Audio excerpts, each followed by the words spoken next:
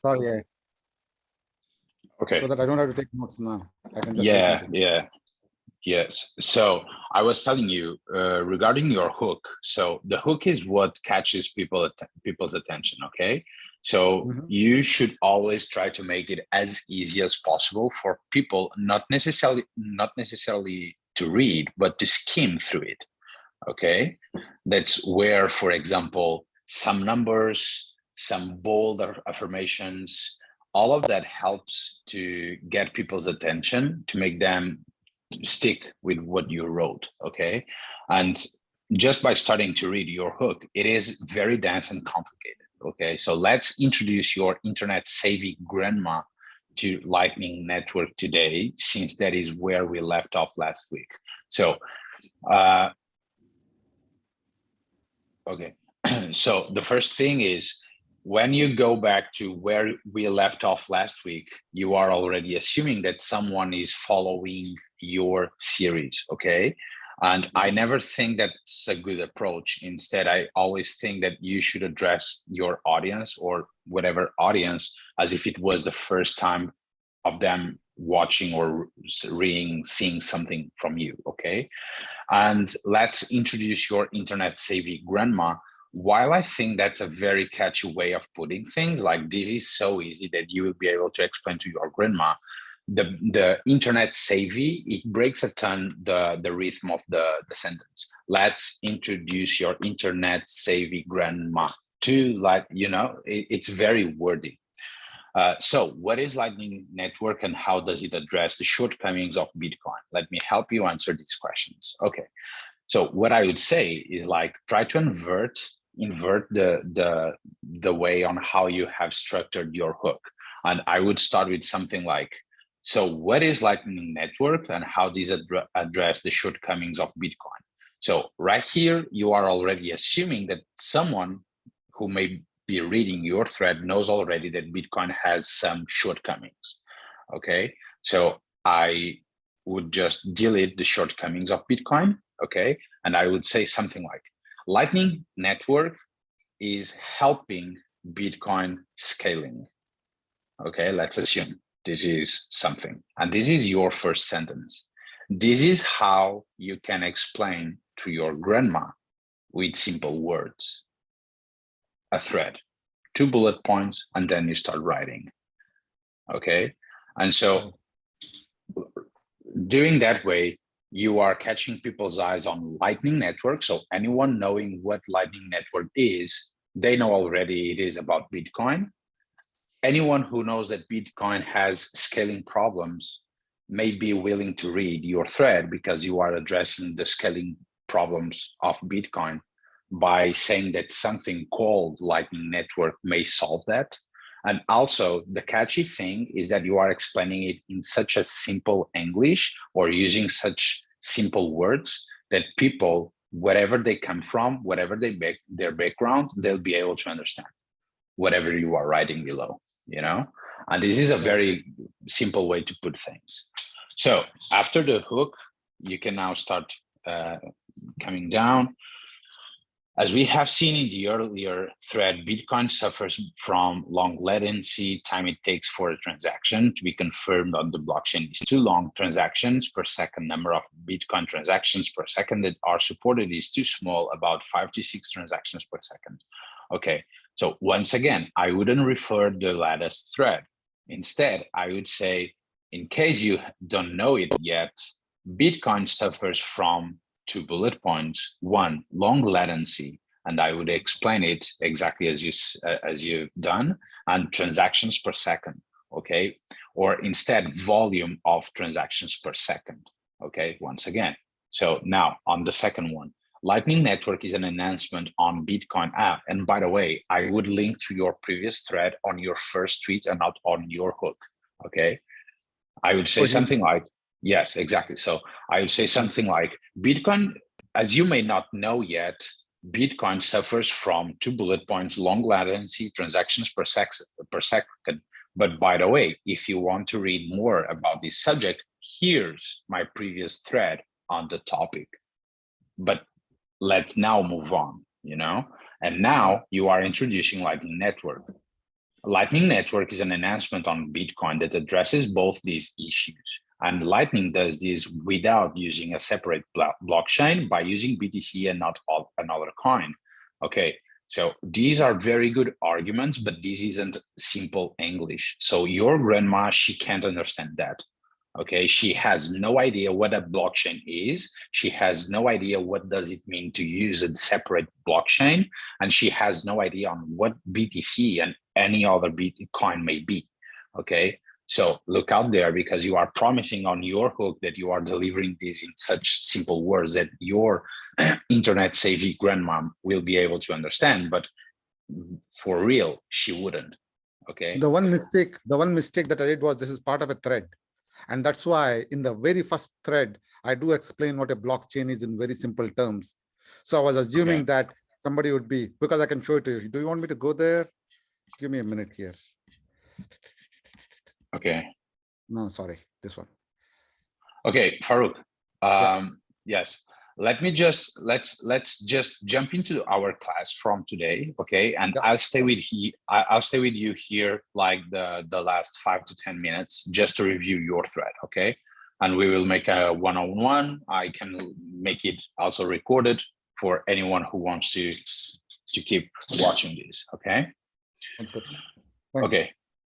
And thank you. So let's jump into our today's lesson. And today's lesson is about scaling your reach, okay? And when it comes to scaling our reach, so first of all, what we have learned so far is that we nowadays can scale our reach, our personality, the person that we are, and the competencies, the skills that we know, just by creating content, because content allows us to build digital leverage, okay? And so what we have been learning over the last couple of lessons is multiple ways, either for us to start creating content and also to start to create content on Twitter and to grow an audience on Twitter, okay? So before I start going into, before I dive into this new lesson of scaling your reach, let me just go back and make a quick recap on our last lesson as always, okay? And by the way, today about this scaling your reach lesson, we are going to see why you should own your audience, okay? And this will be about launching a newsletter. And I will show you, the first is the why, and second, the how to launch a newsletter. I will share with you 2 or 3 different tools on how you can quickly launch a newsletter, okay?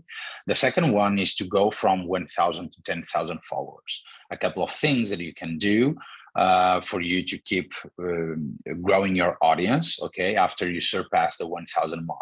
And by the end, I'll go deep into start building your own community, okay, and why this is such a strong thing nowadays. Okay, on this lesson today, we have no homework. I'll give the homework on our next Wednesday, now our next lesson.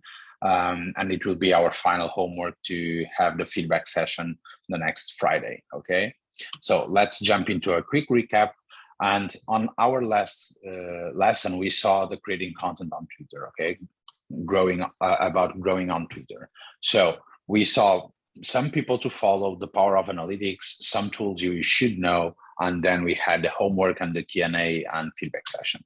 Regarding the people to follow, this was more about you being able to filter the kind of content that Twitter suggests you, because the Twitter algorithm, either it suggests you a bunch of content that you have no need to consume, or instead it can also give you good content that you are looking for.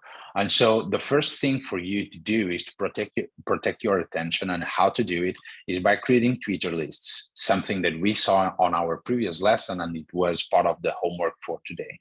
Okay, and so these are just a couple of accounts that you can follow just because they are already high signal enough and high quality. But the goal was also for you, the moment you started creating a couple of Twitter lists, it was for you to also stretch a bit far from these accounts to better know and better understand and find new creators for you to follow. Okay. Then we saw the power of analytics. And when it comes to the power of analytics, I went into a thread that I wrote a couple of months ago about the Twitter Analytics 101. And I explained that I use the R, the Pirates metric framework, which is the R, where we have 5 levels: the acquisition, the activation, the retention, the referral, and the revenue. And I started to make an analogy or a direct comparison between what I believe can be the different signals for you to track anytime that you take a look into your own analytics. Okay, so we saw that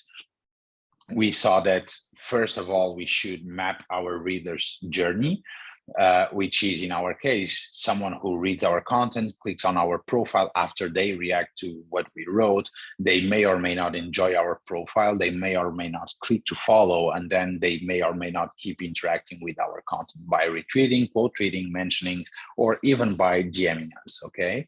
So we saw that impressions are the top of the funnel. So it is the first layer of the Pirates metric, as we saw. Profile clicks are already a signal of conversion. Okay, so our goal is always to increase the number of profile clicks. And so this is already the pipeline in terms of the acquisition channel that we have. I mentioned that user reviews your profile is the moment where this is a very critical moment, because the more people land on your profile, the more it means that you are either with a good profile converting the right people, or instead that you are losing a bunch of people just because perhaps your profile isn't as catchy as possible. And so this is where I use the example that, to me, a profile is like a landing page. So you have a bunch of different things that you should do for you to increase the probability of you converting people as followers. Okay, so we then jumped into what? Yes. Are you projecting slides? I don't see any slides. Okay, that's okay. Give me a second. Sorry then. Sorry, Farouk. No worries. I thought you were trying to The project slides are like PDF in the Notion. Oh, you want? I was just No. Yes, the last lesson are on Notion already. So I was just going through the different slides of the last lesson. Sorry for that. And yes, so but here they are. Let me know if you already see them. We can see them. Great, and thank you. So all the slides that I was sharing were these ones here. Okay. Yeah. So yes. So then we start to go through the conversion rate, and the conversion rate starts when someone follows us. And then if that person interacts with us, then that means that this is a high signal of retention. And this is where you try to build more and more of that, because retention means engagement. And overall, it means that you are building a genuine relationship. Okay. In terms of retweets, quote tweets, and mentions, these are very powerful because they are the equivalent of a referral. So this is someone willing to put their name side by side with yours in a way where they can showcase you to their own audience. Okay, so this is like a referral. Always treat these people the right way.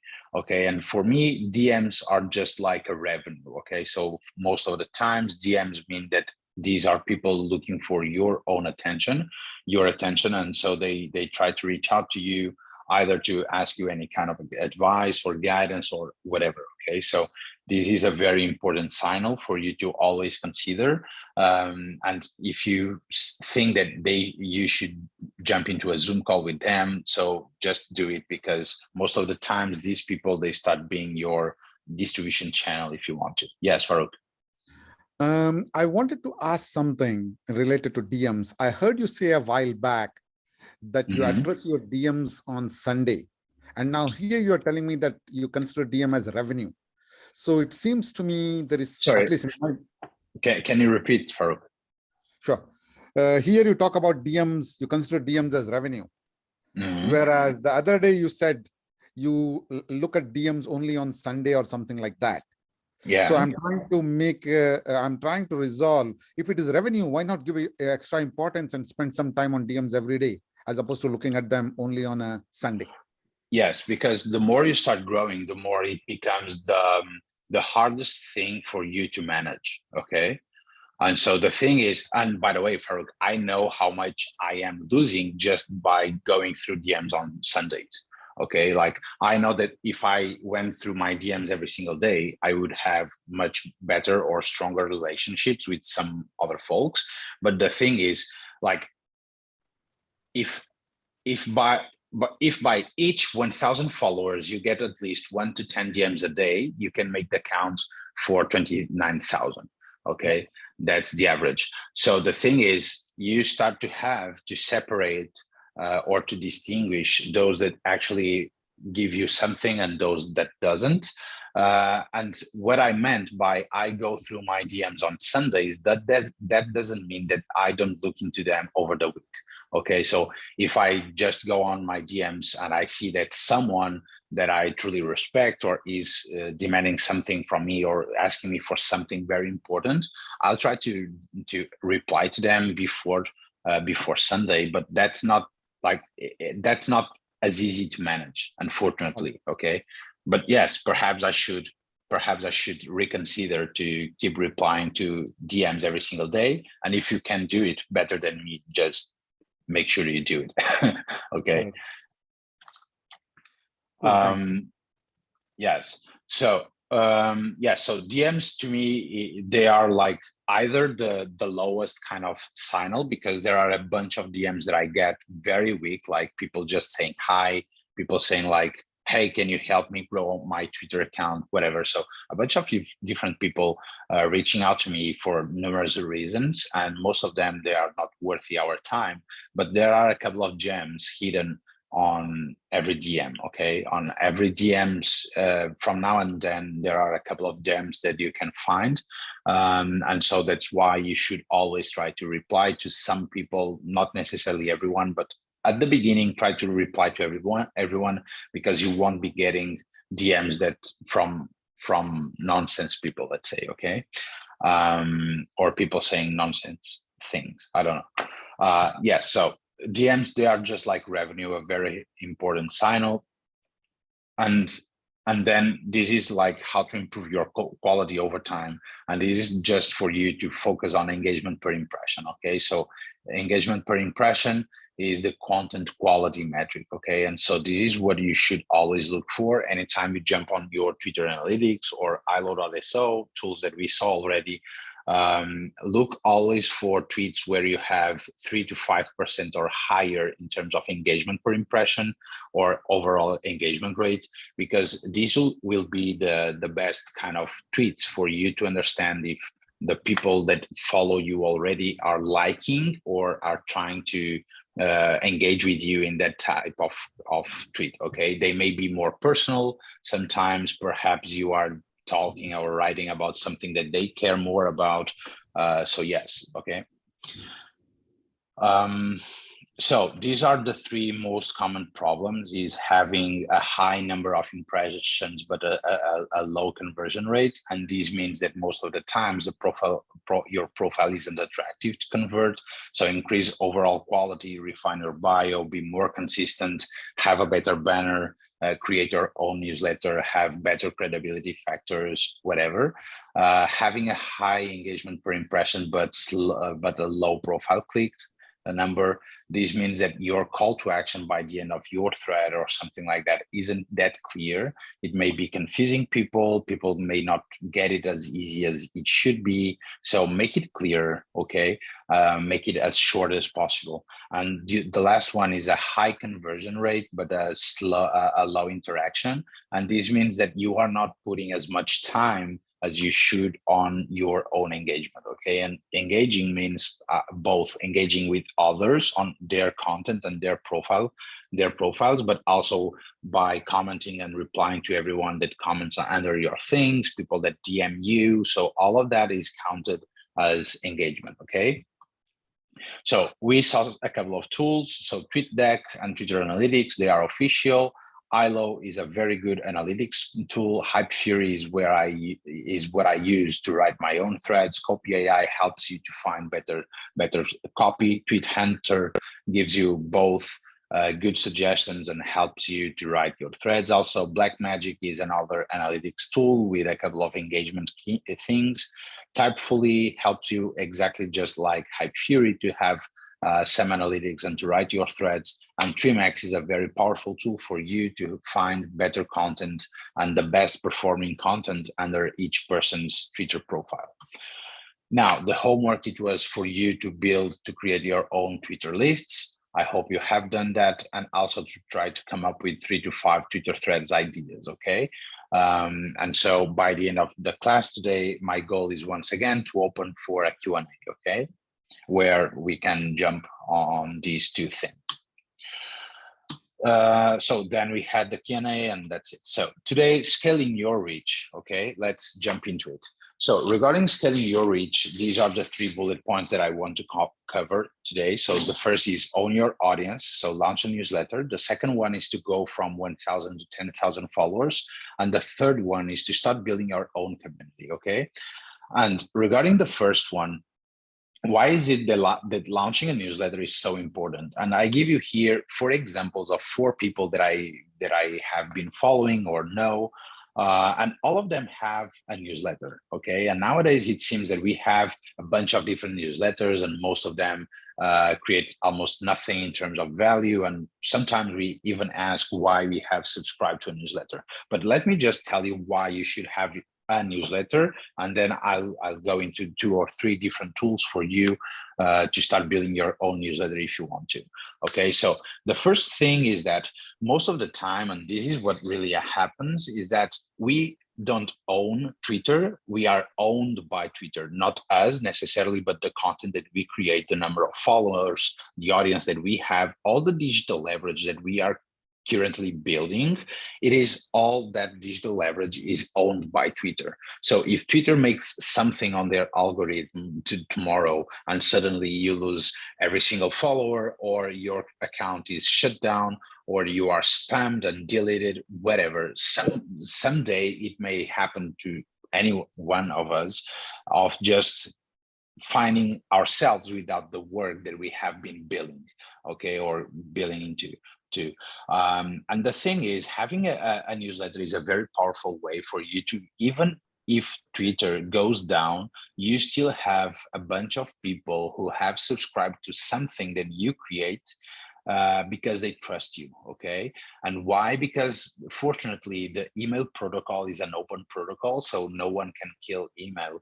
And the moment these people subscribe to your newsletter, you will get their email on your own inbox on some kind of tool that you use. But most of the times you can just download a CSV with all their emails, okay? And the cool thing about having a newsletter, mostly on Twitter, is that Twitter allows you to integrate your newsletter with a tool of them, the Review newsletter tool, which Twitter bought a couple of years ago. And it makes it very easy for anyone who just jumps into your profile to just click subscribe and start getting your newsletter on their email, okay? Now, I really want to share with you a couple of tools. So the first one is Review, okay? So Review was bought by Twitter. And let me just show you what you will see the moment you come to Review. So this is what Review is, okay? A very simple tool, not necessarily the most powerful tool out there, but very easy in terms of start using, okay? So you come here, you log in with your Twitter account, and that's it, okay? And here we are. So the moment you get here, you will be able to start adding a new issue, start editing your new issue. You'll be able to write here. You will have different sections that you can bring. You can even bring different tweets, which is very good in terms of embedding your own tweets. You will have then a place where you'll be able to see all your issues. So for example, if I come here just for you to have a glimpse of what an issue is. So this was an issue that I sent a couple of weeks ago. And this is what it seems, okay? So as easy as that. It also gives you the list of subscribers, as I was mentioning. So right now I have this number of subscribers. You can see for how long people have subscribed to your newsletter. You have here all their email addresses, which you can then export your subscribers for you to take to another place or whatever. And you can even have here an analytics tool, okay? So where you can have an average open rate, average click rate. These are the people clicking on some of the links that I put on my newsletters. And then you can see the growth, where people are coming, and also some engagement, okay? And regarding the engagement on your newsletter, don't make it a thing, because most people just don't engage on an email, okay? It is already awkward to expect people to engage on an email. So yes, that's it. And by the end, the cool thing also regarding review is that it creates a web page for you. So you just link this to your profile, and people will see these anytime they click on your newsletter, okay? If they come from Twitter, they will be already subscribed. If not, you can just share this link to someone, and that person will be able to either subscribe here or to look into your issues first and subscribe to your newsletter after, okay? And how you do this in terms of working with Twitter? And this is the cool part. The cool part of Review is that, as it is a tool built for Twitter and bought by Twitter, it means that you can just integrate it naturally with Twitter. And what it will happen is that the next time you go on your Twitter, you'll have something like this, okay? Something like this. So naturally, I am already subscribed, but if you click here on another newsletter, for example, I think I am not subscribed to the Julian Shapiro because I had subscribed before coming to Twitter. But if I click here, you'll see that this is very native, okay? Very low friction, so very easy for people. The more you start growing, the more people will start to convert to your subscription, okay? And while Review is completely for free and gives you insights and a couple of things, it's not necessarily the best tool, as I've mentioned. So this is one of the tools that I'm currently changing into this platform, okay? Behave. And so Behave is built by the team behind Morning Brew. So for those of you who don't know Morning Brew is one of the biggest newsletter businesses out there, okay? They make millions nowadays. They have been bought, I think, for a couple of millions also. So they're a very good newsletter. And the cool thing that Morning Brew had was like referral programs and things like those, okay? And so once again, when you start building your own newsletter, what you want is for your newsletter to grow also, okay? And so Behave gives you a much stronger, let me, for example, give you here an example. Yeah, so this is the newsletter that I am currently working to launch at Vinci, okay? And the cool thing about Behave is that they give you a much better dashboard. Their ability to write is much better, and yes, much better than just Review.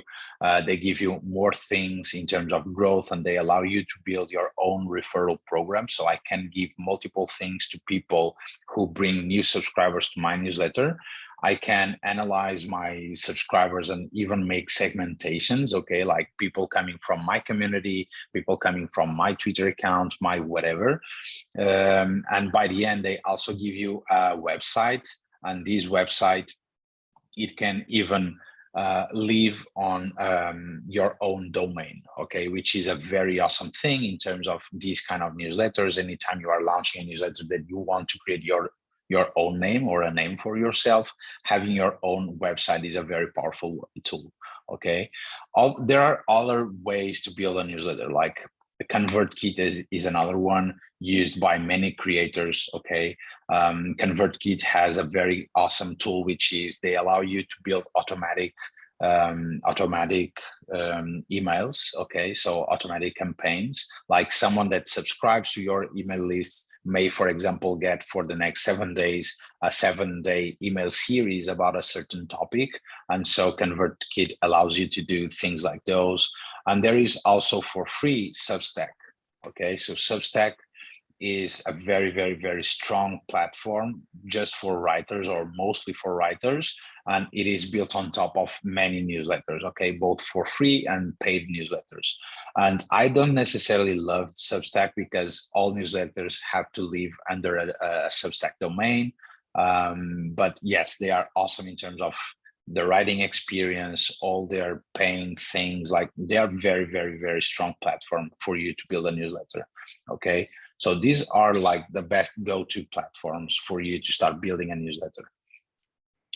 And yes, in terms of why you should have your own newsletter, is for you to be the owner of these subscribers, people who already trust you.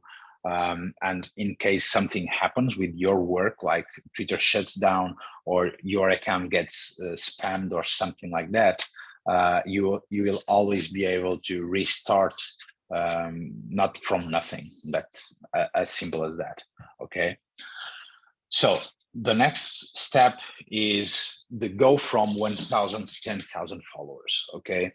And while getting to 1,000 followers right now for you may seem a very far-fetched thing, because you have already a bunch of different things to delve with, what will happen is that you will take like 1 to 2 months or even 3 just to reach the 1,000 mark. And for those of you who think these may not be the way, like, most people tend to take 2 to 3 months just to reach 1,000 followers, okay? But suddenly they will get to 10,000 followers like in 1 month. So like in less than half the time it took them to reach 1,000, okay? And this is why I am bringing a couple of things here to share with you. And yes, not that you should be very aware of all these concepts, but mostly for you to be aware that someday you will have to start thinking about this, okay? So if you want to grow from 1,000 to 10,000 followers, you will have to find a certain niche, okay? And we have discussed niches already. So until now, what we have discussed is that you should have content buckets, okay, like the main topics that you want to talk about and to start creating content about. And why? Because right now you are just trying different things and shooting into different directions to see what sticks, okay? And you will do that by creating content under different content buckets or different topics that you are comfortable with and that you have some sort of credibility. But also you will have the support of your Twitter analytics and other analytics tools for you to try to understand and come to the conclusion if the content that you are sharing and creating, if it resonates with the audience that already follows you, and if it resonates with the audience that you are targeting. Okay, and these two things are the things that will take you until 1,000 followers. Okay, is being consistent, showing up every single day, engaging with 3 to 5 different accounts per day, tweeting 3 to 5 times a day, and in a couple of weeks to start to create a couple of threads, to write a couple of threads, and to iterate on top of what you are currently doing. Okay. And this is how you will land the 1,000 followers mark. But going from 1,000 to 10,000 followers, there are a couple of things that you can do to boost that journey, okay? And so the first one is finding the niche, okay? And finding the niche is what will help people know who you are and what you create content about, okay? So by the 1,000 followers mark, you will have already a couple of weeks creating content, showing up every single day, engaging with a couple of people.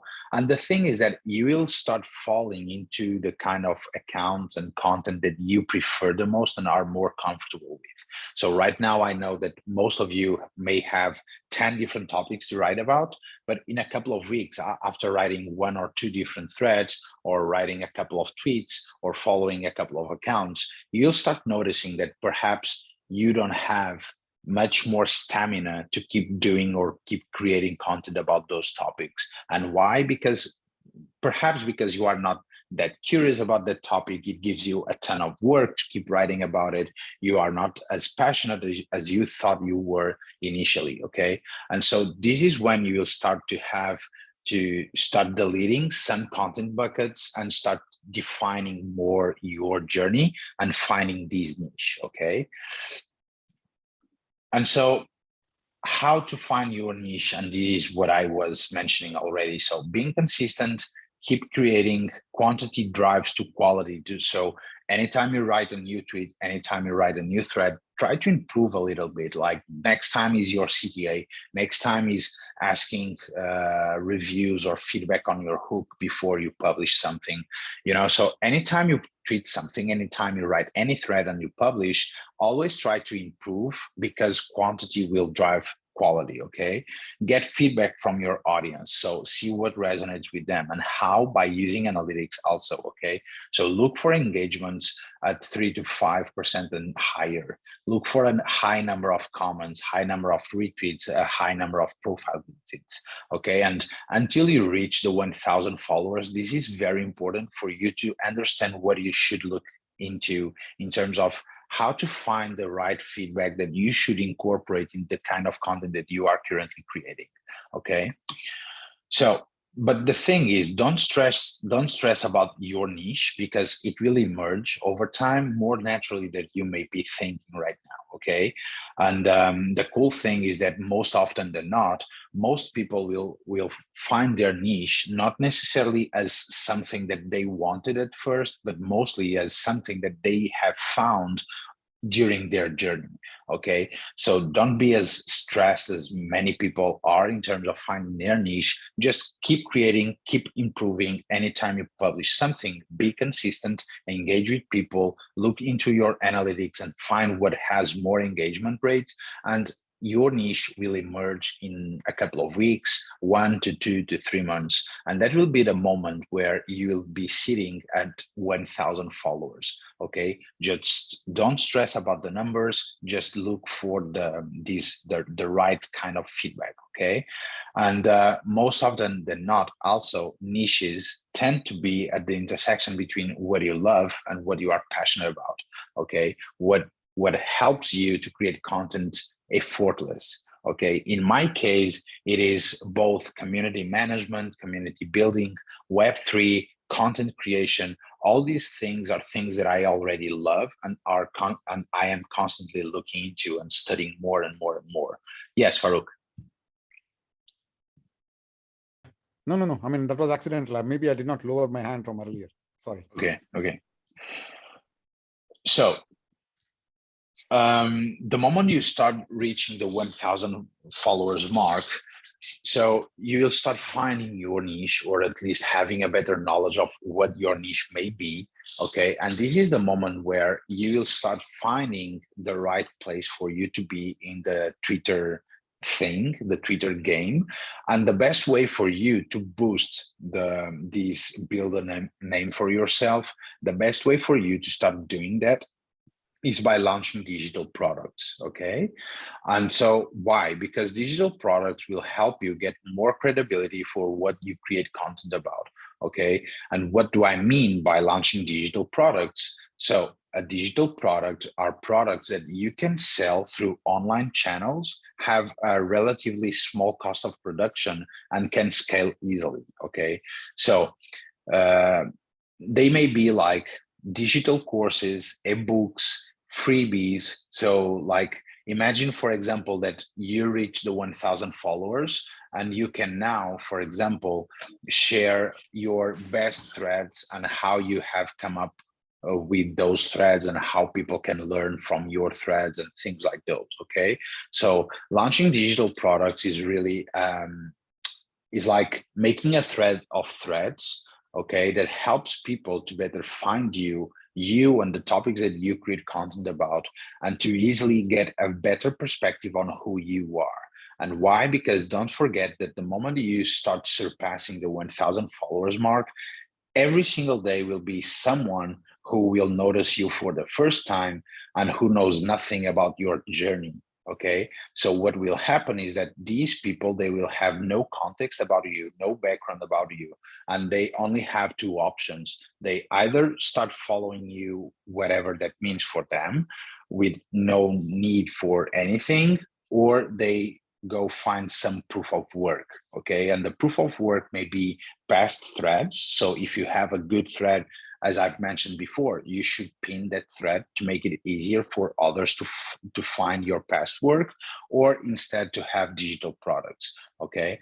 And also because having digital products will help you to get more leads. Okay. So to bring more people to your newsletter, to bring more people to your startup, to get more people to your YouTube channel, whatever, you name it. Also to build trust with your audience. So once again, because you'll be able to build something out of all the work that you have been doing so far, and to give them something in return. Okay. And also to convert your followers into your community. So I'll talk more about building a community in a couple of minutes, but having digital products is really a way for you to convert part of your followership into a community. Okay. So some examples of digital products, once again, they may be like ebooks, like 15 to 20 pages of ebooks, nothing huge, but it may be, for example, if you are an AWS architect, you can, for example, share how you went from job A to AWS architect. This is what it means. This is what your day-to-day life means, whatever, so something that you could write under a thread, but you can now give much more detail and context and things like those. It can be like digital courses. It can be also paid newsletters. So there is this guy that I really love his work, who is Alex Garcia, and Alex Garcia writes a bunch of content about marketing. Okay, so he deconstructs different companies and their marketing strategies and all of that. And after he grew his account by until, I don't know, but like 100K followers, he launched a paid newsletter where every single month he deconstructs a company in terms of like their acquisition channels, marketing strategies, their pricing, a bunch of different things in the marketing lens. Okay, and this is a very low cost in terms of building the product. So you can set up a paid newsletter in a couple of minutes, but it is very scalable. Just by subscribing to your paid newsletter, you can get new customers effortlessly. Okay, it can be, for example, paid access to your gated community. So if you build a gated community with, for example, a membership fee, it can be your digital product, or it can be also like Notion pages, freebies, just like I've done before, where you can share tools or links or build some sort of directory, something like that, that creates value to the target audience that you are targeting. Okay, and this is but very important, at least for me. It is like, don't try to push a digital product, at least not a paid digital product, into your audience throat unless you have already a ton of trust built with them. Okay, so at first I was willing to launch, I wanted to launch my freebie at 1,000 followers, but I've waited and I just launched my freebie at 10,000 followers.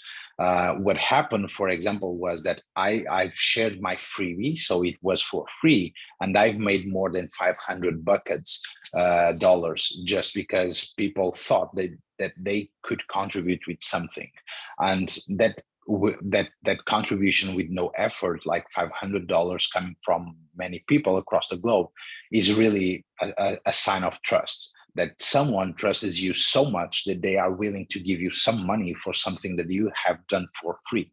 Okay, and so if you want to start building digital products that you want to sell and make a business out of that, the best way to start doing that is to break that digital product into multiple freebies, start offering these freebies, and then like on your third or fourth freebie launch, you then introduce that you are now selling a digital product, which will be a much improved version of this and that freebie. And so people can get an image of what you are offering and what does your work means in terms of trust that they have built with you. Okay, so this is what I have to say in terms of going from 1,000 to 10,000 followers. Okay, is for you to find your niche, which will come effortlessly if you keep creating content consistently and improving your quality over time, engaging with people, finding accounts to follow that you actually want to follow and who are aligned with your content, and also to create freebies and digital products that you can either offer or sell for a low price for people who may land into your profile, and with a simple download, they can immediately get a better perspective on who you are and the quality of your work. Okay, so the last bullet point, and perhaps the most important one here and on all our lessons until now, perhaps the less tactical, but the most important, at least for me, is for you to start building your own community. Okay.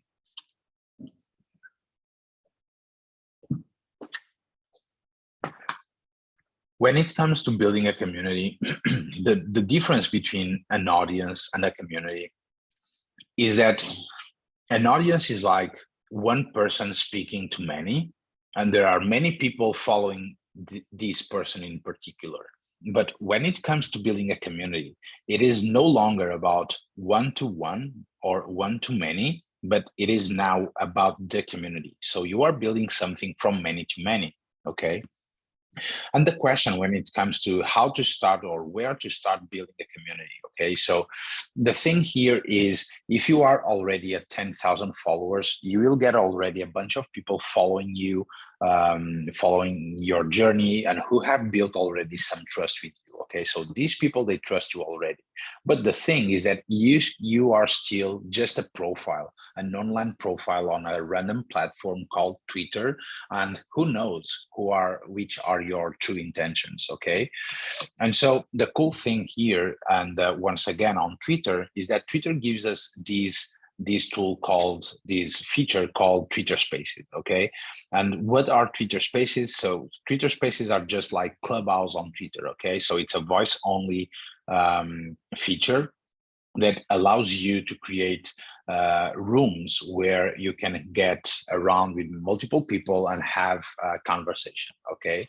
And while it may not seem the case, having people listening to you is a very, very, very simple way and strong way for you to build a stronger trust and to start finding people that actually believe in you and trust you when you say something. And this is like the first step for you to build a community, because over time, not everyone that follows you will keep being part of your Twitter Spaces. But what will happen is that these people, they will build better relationships with you because they will be aligned with both your vision, your way of being, the way on how you treat people, all of that. Okay. And so you can now start using Twitter Spaces. Not that you can't do it before, of course you can. I've started doing my own Twitter Spaces. I had, I think, 500 followers. But the thing is, you should now start doing it more intentionally, okay? Like creating a Twitter Spaces series. So a bunch of different things that I really want to bring you here, okay? But let's now just see how, some of the core features of the Twitter Spaces, okay? So Twitter Spaces, as I was mentioning, allows you to have together with groups of people, okay? It allows you to record your spaces, okay? Just like this Zoom call, you can record a Twitter Spaces and serve it anyone sometime after the Twitter Spaces, so it can stay on your profile and people can listen even after it has ended, I think for 1 week. You can bring speakers up to the stage. So for example, if you have someone from your audience who wants to make you a question, you can just bring them to the stage, they can make you a question, and then they just leave the stage and the conversation keeps flowing, okay? You can also target the people you want to join your spaces, okay? So you can create a spaces that is shared with everyone on your following, on your network. You can, for example, share a spaces just with people you follow, or you can even bring people that you invite, okay? Like you can actually invite someone to join your Twitter Spaces, okay? And another two cool things are, the first is that you can have up to 13 people at a time to be speakers, okay? So if you want, for example, to have a round table with 3 to 5 people, all talking about different topics under, for example, Web3 and Lightning Network, you can do that, okay? So you can really build authentic events, audio only events, but you can have those just like on Clubhouse, okay, once again. And another cool feature is that people can react. So people on the audience listening to Twitter Spaces, they can react with emojis in real time, which means that you can see what your audience, people listening to your Twitter Spaces, what do they think about some things that you may be saying, okay? And it is a very cool thing in terms of getting feedback. Like you can make questions and just ask people, hey, people, can you please, like, I don't know, but use the emoji 100, or what do you think if next week I do this, and that? Or what do you think about bringing a thread about this, and that? You know, so all of that you can do on Twitter Spaces. And once again, just because I've mentioned before, but why should you start using Twitter Spaces? Because it allows you to build trust with your audience. It helps you to reach your listeners' audiences. Okay, so it's very good for you to tap into other people's audiences, and also because it allows your audience to engage with you in a better way than just through comments or DMs. Okay, it is like having a Zoom call with a bunch of people. Okay, so this is like a first step for you to turn your audience into a community. Okay, and some examples of Twitter Spaces you can organize, and some of these I have done before. So I've started doing Twitter Spaces just with lessons. Okay, so I had perhaps 500 followers, and I started to share my journey until 500 followers with people that I knew were smaller than me, okay, or had less followers than me. And so what I used to do was every single Sunday, I would jump on Twitter Spaces and I would share something like, this is how I use analytics. This is how I think about creating threads. This is how I think about having a polished bio. And these people, they would get around and make me questions and things like those. Also, you can do AMAs, so ask me anything. Like how I went from 0 to 22K followers in 4 months. Ask me anything. And this is another Twitter Spaces that I've done. And you can even do something like chat and chill. Okay, so come chat and chill about Twitter and Web3. So I remember, for example, last year in my anniversary day, I've done something like that. Okay, so it was like Bernie's anniversary, let's just chat and chill. And I had something like 30 to 40 people just there hanging around with no topic, just like sharing what they were doing and things that they were excited about, or making questions about my journey and things like those. So now, and once again, why to build a community? And this is something that I truly believe. So while I believe that the creator economy has brought us so far until today, what I think is that the future for the creator economy, it won't be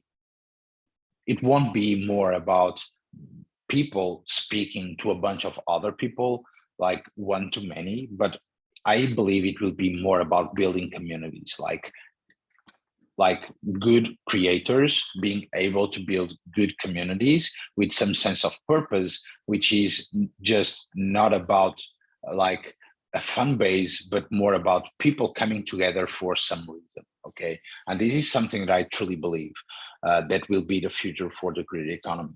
And the thing why is building a community is very powerful in a way that it helps you in terms of having people to get feedback from, having people with whom you can discuss a couple of topics from your day-to-day journey, having people with whom you can share things, share insights, or just build good friendships. Okay, and why? Because most of the times the journey of a creator is both very long, lonely, and very complicated. So you have to be always thinking about your positioning, the quality of your content, keep creating content, keep showing up. And that's very hard to keep doing that over a sustained period of time. And that's why most people give up. Okay. So having a community of like-minded people will help you during this lonely and hard journey. because it will be more about having people supporting you. And sometimes you can even involve people from your community in helping you, okay? So I have a bunch of people from my own audience that I've turned into more a community over the last couple of months, who are more than willing to work with me on, for example, making some research on future threads, helping me write some threads, all of that. Okay, and some will do that for free, others will land new jobs, or you can hire them, whatever. But the thing is that when you start having a community, everything will start being easier, okay? And so some key differences between an audience and a community is that people that like on an audience, it is more about people that follow you despite the values or shared goals, okay? So like people who love what you do, okay? They are like fans, they really love what you do, they really like the kind of writing that you have. But a community is more like a like-minded people, a group of like-minded people with the same core of values and common goals, okay? And this is more, I use here two emojis, because on the audience is more passion driven. Is like, damn, I really like, or I love this article, I love this guy, this gal under or behind the camera on YouTube, you know, I love his personality, whatever, is really love driven. But when it comes to community, you have to put in the work to shape it, okay? And that's why, for example, at Vinci, we use the diamond, because the diamond is something that without the work, a diamond is worthless, and a community is exactly the same thing. So without the work, nobody will be willing to be part of your community if you don't show up every single day to put in the work, okay? So it is exactly the same thing. And so when you decided you want to turn your audience into a community for you to build something much stronger and that will have life by itself, then you have to do a couple of things, okay? The first one is to define your mission and values. So why should people follow you? What is the why on having and gathering these people together? And what are some key values that these people should be aware that if they don't follow those kind of values, they won't identify with what you are trying to build and achieve, okay? So the second thing is define the goals to achieve with your community, okay? So why are you building this community? Now a why much more tactical, okay, much more operational.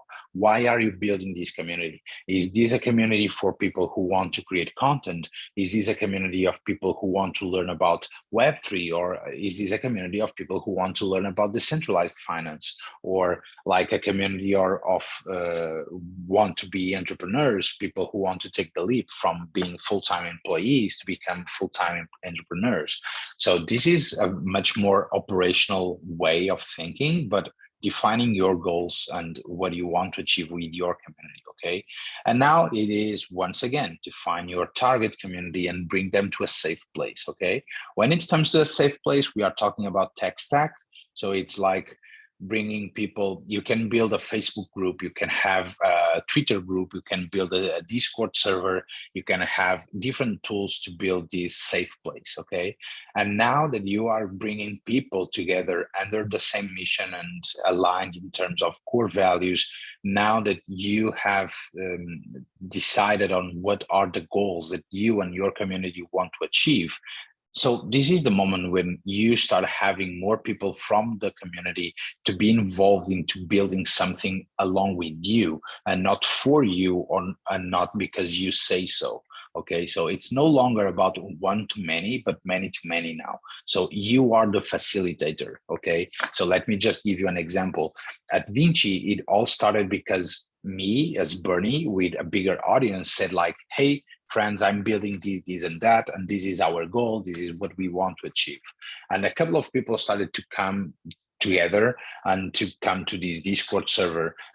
And suddenly a bunch of them started to ask like, hey, Bernie, I really want to help you with this. I really love to do this kind of work. Can I contribute to the community, whatever? And so, yes, all these people, they started to get along and to be involved into building something. And that's how Vinci started to rise here, let's say. So in terms of typical community tech stack, so we have two types of community tech stack. Most of the times we have the external or the outreach, which means audience building. So you have to increase your reach to bring more and more people into your community. And so here we are talking about people or tech stack, which is like social media, like Twitter, Instagram, Facebook, whatever, you name it, or having blogs and websites, whatever. This is just outreach, just to bring more people into the funnel of building a community. But another one is the internal, okay? And this is the not necessarily new, but much stronger in Web3, okay? And this is where you will find a bunch of different tools like Circle, Discord, Telegram, Heartbeat Chat, Luma, and many others, okay? But never forget that tools only serve the purpose of your community, not the other way around. So some communities won't work on top of Discord. Okay, Discord is much more geek, much more tech-centric. Some communities will have to be on Circle, and some will have to live on Facebook groups or a WhatsApp group or a Telegram group, whatever. Okay, so never forget that you should always use the right tools according to your community goals and not the other way around. And so that's it for today in terms of the 3 bullet points that I really wanted to discuss with you. And so, yes, I hope you liked it. And let's now open the class to a 10 to 15 minutes of Q&A. Let me know if you have any question. And yes.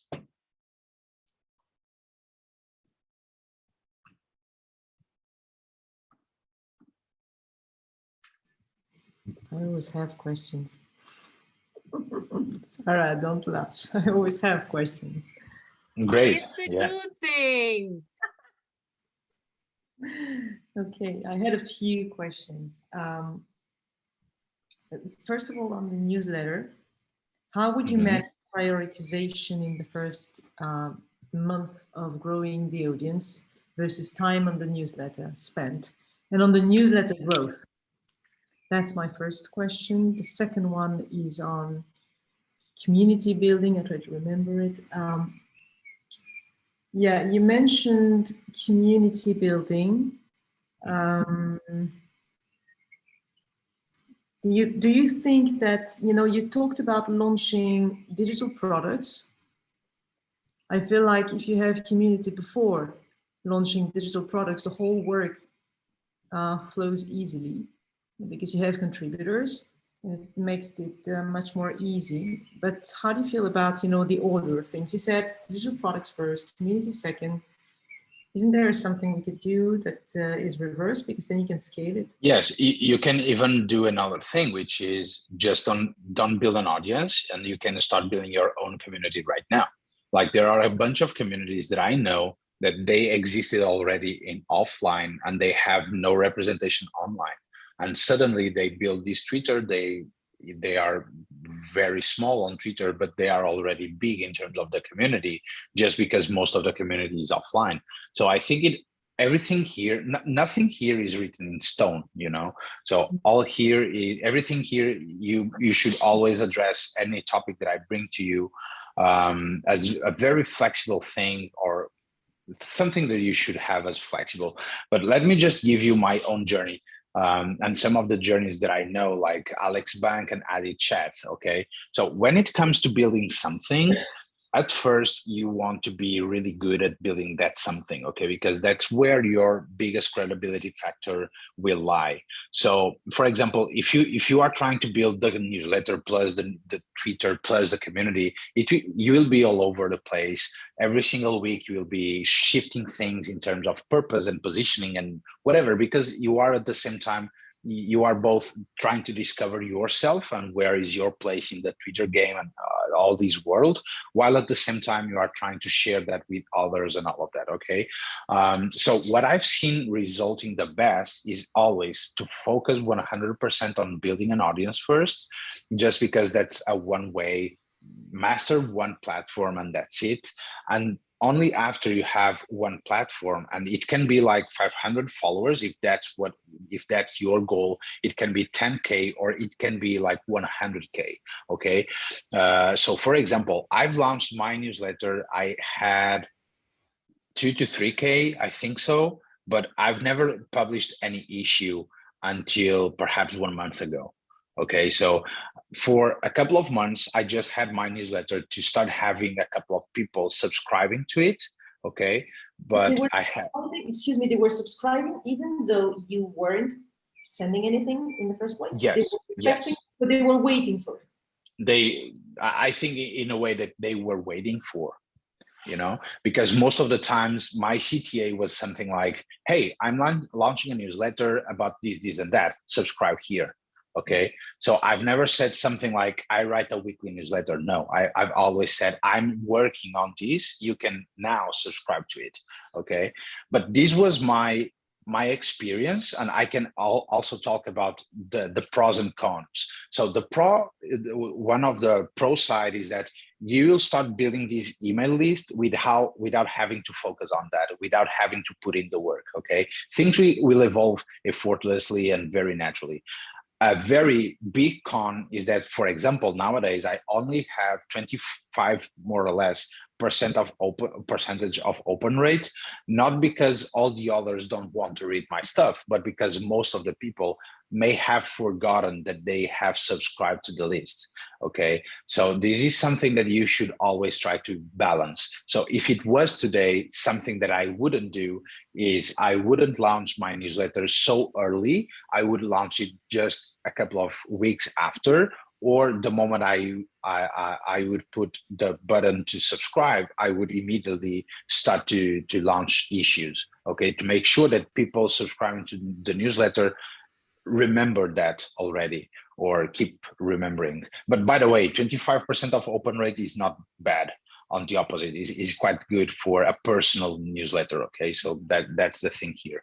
So, but let me give you here 2 examples. So Alex Banks, okay, he had like 2K followers, and he grew a ton until 30K, I think, and it was just by 30K that he launched his newsletter. Okay, another one is Adit. He launched his newsletter just like me. He was like on 20K something, 20-ish, no, even smaller than that. And for a bunch of time, he didn't send anything. And that's why I've learned with him, and that's why I've done exactly the same thing. And yeah, so he nowadays has almost 10K people subscribed to his newsletter. So another thing is regarding the priorities, as you were mentioning.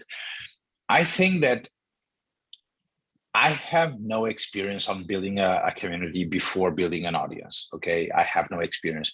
And I think that building a community is like a full-time job if you want to build a very engaged community. So I really think, once again, that the best thing is for you to double down and completely laser focus on one thing at a time. So build first the audience, because the audience will help you to boost your community and to build a bigger community. At least that's how I think. Yeah, I think it makes sense. But, you know, I also know that some people advocate that, you know, having a community, people from Web3, you know how they are. They say, oh, build a community first, and then they pretend they have kind of a community, but at the same time, they source talents to grow. You know, sometimes it's just 2 to 3 people within 500. Yes.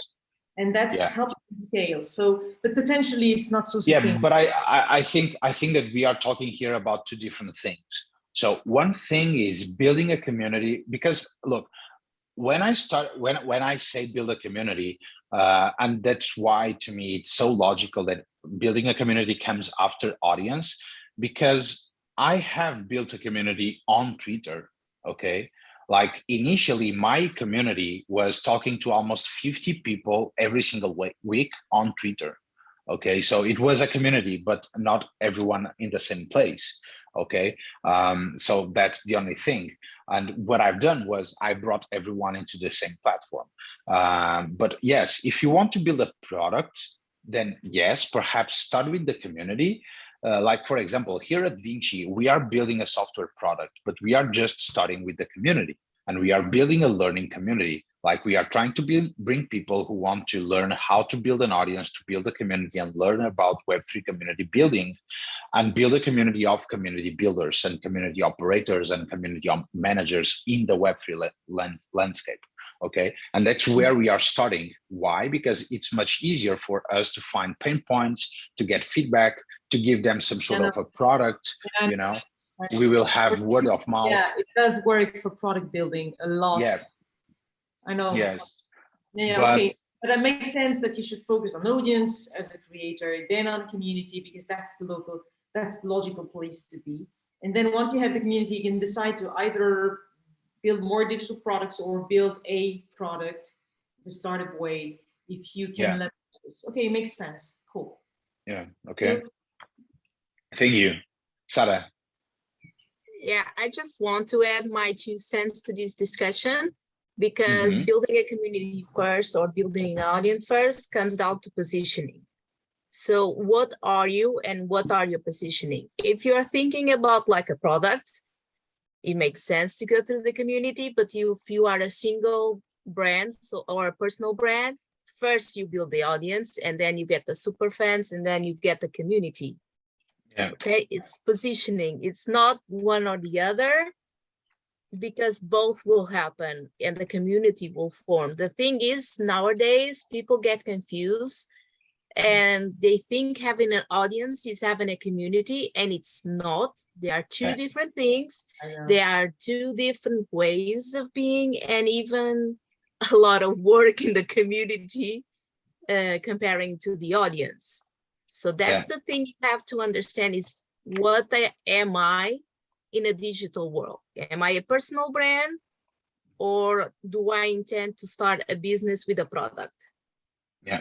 And I could do both, provided I follow some sort of scheduling, personal brand, community, then from community, product. Okay. Yeah, and so Sonia, by the way, that's exactly. It starts with the personal, always. Yeah, exactly. I get it. Fine. Yeah, that's exactly what I've done. So I came to Twitter. I was a full-time senior consultant at Deloitte, you know, and I knew that I wanted to leave Deloitte because I wanted to jump into Web3 and start building my own stuff, you know, but I have no distribution channel. I was a nobody. So I built my audience. I got some people trusting me. I started a community, and now I'm building a product to the community that I've started. So these are two different approaches that, but I know that you got it already. So I think both, because it makes total sense, you know, and this word community has no meaning any longer, because everyone is using it as, you know, as soon as they have 2 friends. And so it gets me on my nerves. Okay, I'm a community operation and it gets me really on my nerves. There's a difference between an audience and a community. They're two different things. I know. Thank you, Thibaut. Okay, so any other questions?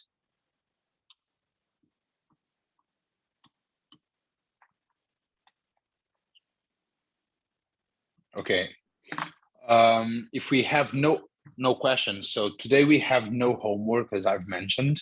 Okay, this Wednesday it will be our last lecture, theoretical whatever thing, and then we will have our guests coming, feedback sessions, all of that. It will keep having, will keep happening over time.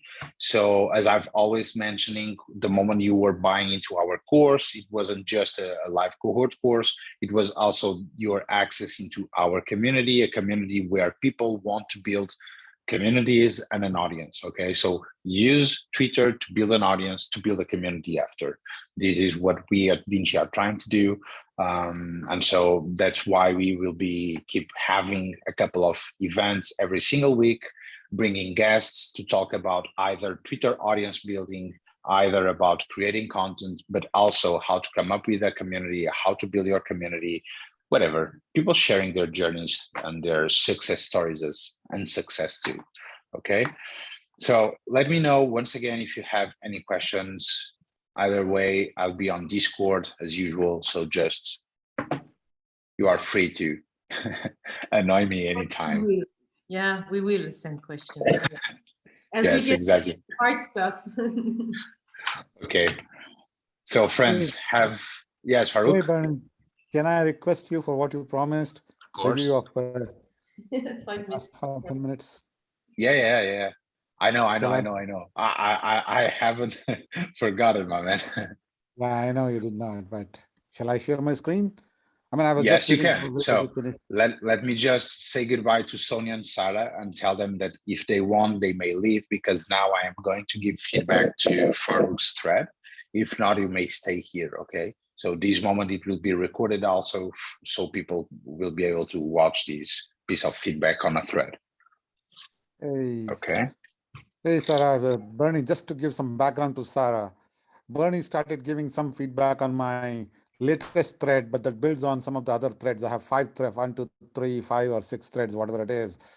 So he started with the earliest thread that was recorded, but now I will go to my first thread and request Bernie for some feedback on my first thread that you should see on the screen, Bernie. Yes, I do. Yes, I do. So give me this was my just 2 first thread. seconds. Okay, so that was your initially, your This was initial, my right? first thread. Yeah, this was my first thread. Here, I don't Yes. assume any knowledge. For the other threads, I assume you have read my previous threads. Well, that's a mistake, I understand, based on what you said earlier. But yeah, that has been my assumption. What is a blockchain? Asks your internet savvy grandma who has her own online business. What do you tell her? Here's what I suggest. Okay. So yes, just quickly a bit of feedback on your hook once again, okay? You will notice that the moment you start nailing down the hook, the easiest it will become for your thread to be shared and retweeted and whatever, okay? So once again, instead of starting something with a question immediately, you can start another way. And why? Because you have here 2 questions and you give no answers, okay? So what is a blockchain? Asks your internet savvy grandma who has her own online business. So you are now here implying some sort of a dialogue, okay? An indirect dialogue where a savvy grandma from someone asked that person a certain question about what is blockchain. So now people, they get already confused because this is not a question that you are doing. This isn't me questioning myself about what is blockchain. This is my savvy grandma who has her own online business. So what about all the savvy grandmas who have no online business? They can ask what is blockchain. You know what I'm doing?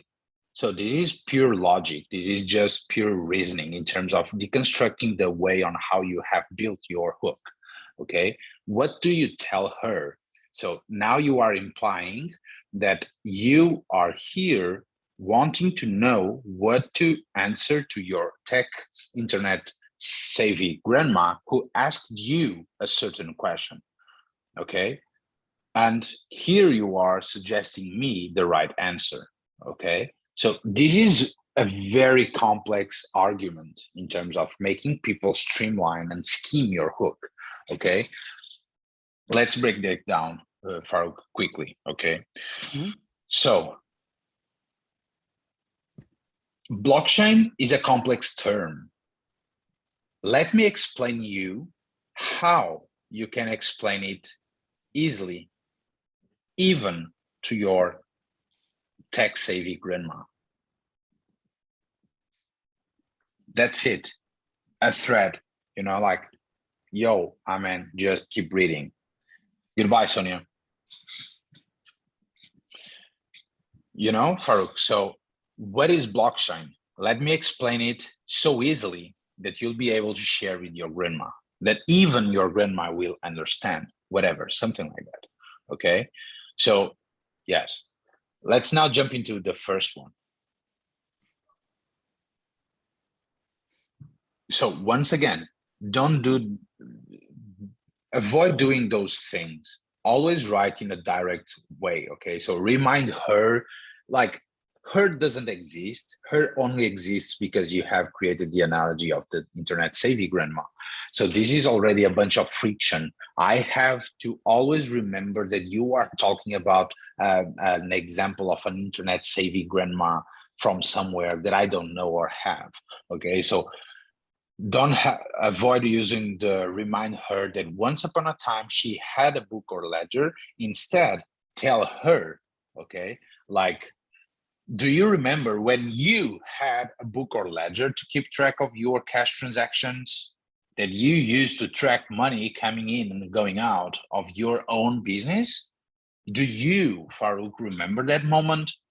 Okay, or instead of putting here business, you can put like to track your personal finance in your day-to-day life, whatever. Okay, something much more relatable with a broader audience. Okay, she trusted no one with the entries in the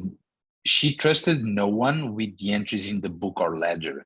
Yes, but then with the internet, she could not do that. Okay, so once again, you are always going back to the grandma.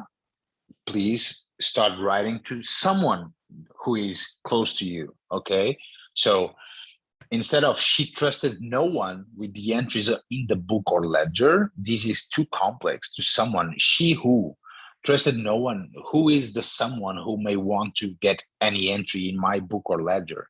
Okay, you can use other ways to write that down, like trusting the person who would entry new records in the book or ledger was the most important aspect of having a ledger book, whatever, you know. But internet came and everything got different. I don't know. And then you take the person to the second tweet. Now the person has to read the next tweet to understand what you are trying to achieve, you know. She had to rely on credit and debit cards and other online tools to trade. She needed third parties like banks to keep track on the transactions in terms of the increase or decrease in money in her bank accounts tied to the cards and these other tools. Okay, so this is already too complex because we are currently talking about someone who doesn't exist, but you keep bringing her to the conversation while at the same time bringing more complexity into the talk, like into the conversation about the credit and debit cards and other online tools. Which tools? She needed third parties like banks to keep track on the transactions in terms of the increase or decrease in money in her bank accounts tied to the cards of and these other tools. Which tools? Once again, you know what I mean, Farouk. So I think that the moment you start to make it like, talk to me like, hey, Bernie, I really want to deconstruct this complex topic and I will make it as simply as possible, even for you, if you want to explain to your grandma. And this is how. So do you remember this, and that? So these used to happen. And nowadays with internet, this happened. And now with blockchain, we have this behavior. And this is nowadays what we have. So hey, wait for my next thread because it will be about how we can scale that to more people. Okay. All right. Yeah. So this is like the overall kind of feedback. Okay. In terms of changing your hook and rewriting your thread under this lens, believe me that you will have already a much improved thread, like another type of thread. Not the same thing. It will be another beast. Okay, now please take me to your call to action because that's where I really want to focus now. So we always have three pieces when it comes to a thread. We have the hook, which is what gets people's attention. We have the body, which most of the times people forget that the body only has one function. The body only has one function. Each tweet has to take people to read the next tweet and the next tweet and the next tweet, because what we want is to convert people into something, either to subscribe to our newsletter, either to follow us, either to whatever. Okay, but that's the final goal of the thread, is not to showcase our brain, is not to show how smart we are, but to bring people into some sort of action that we want them to take. Okay, so if you enjoyed this thread, please follow me at blockchain 092 for more such threads. Retweet this thread and DM me with any questions. My DMs are open. Okay, so I really love the third bullet point. It is very friendly. Okay, like something that I'd love to start using. For example, retweet these threads. So here's an advice on how to make it as easy as possible. Just copy the link of the thread and paste the link of the thread on that. Yeah, on Okay. that tweet, because it will generate the first tweet. Okay, like Okay. if you go to my threads, you will always see on the last tweet that you have that with the initial tweet. That's how it's just by copy pasting the link of the thread. And yes, I think that's more than enough. As your CTA, I think it's on point. By the way, I changed the CTA based on what you told me on Friday. That's why I did not show you the CTA here. The CTA Yeah, on I the- understood. I understood. That's why I went to the CTA. There it Yeah, was I not. understood. Yeah, but there you have, my friend. I think that like the kind of things that you have to improve is nothing huge, okay? Because I can see that you know already how to write. Like writing is just about logic, okay? It's not about fancy words. It's not about semantic. Forget about that. You are writing for a digital platform where people skim like 98% of the content, okay? So no one will notice that small mistake, that small error, grammatical thing, whatever. People will get the sense of what you are trying to say, okay? And that's what you should aim for is, okay, how can I make this the most skimmable possible, whatever, I don't know what I'm saying in terms of English, if it is right, but how can I write this as compelling as possible for people to skim through it, okay? While at the same time to bring them some value that makes them share something, okay? So let me do this, Bernie. I made some notes and this is being recorded. I will take this. I know you did not give me a homework, but I'll take this homework to modify at least one or two of these threads. And can Come I back send to them me. to you? Yes, Yeah. yes. I won't yes. tweet about it. I will put it on a private link on Substack or something like that, and I will send it to you for your feedback. Or do you Why want me on to tweet about it? Substack? Why on Substack? It can be on a Google Docs. Yeah. Okay, I'll put it on Google Okay. Docs. And please do it like place it, copy paste it, whatever. Share with me on our Discord. Okay. You can either put it on the general room or on our room. Feel free to do it because perhaps more people will understand that they may do that too. You know, they can do that too. Okay. And I'll jump to give you some feedback.